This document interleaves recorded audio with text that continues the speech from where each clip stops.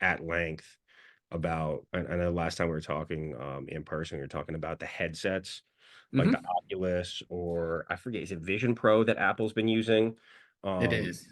and so, understanding that these are some newer technologies out there, how do they, to for folks that understand how to, what privacy concerns do they raise, and kind of what above and beyond like things that your phone would track, or your computer or any of these other devices. What is other information that they do track, and what other information do they collect, and what concerns does that raise?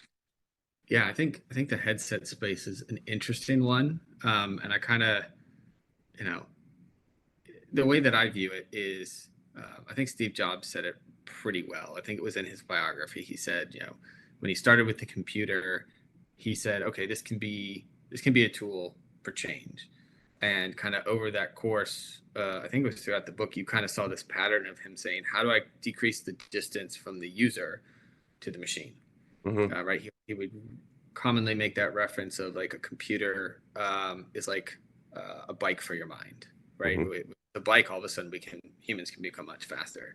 And so you saw that pattern in terms of the computers getting smaller and smaller until, interestingly, in the book, they started development on the iPad before the iPhone. Hmm.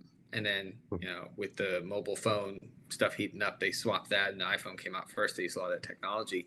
So you see that trend all the way down to an Apple Watch of how do I make these types of systems more integrated and seamless with my life, ideally to make things better. And you can think of an Apple Watch in terms of tracking your steps and heart rate and exercise and making sure you're on track. And with my Apple Watch, I love it when I go for a walk and if I forget to set it, it's like, hey, I think you're walking. Do you want to track this? I'm like, oh, okay.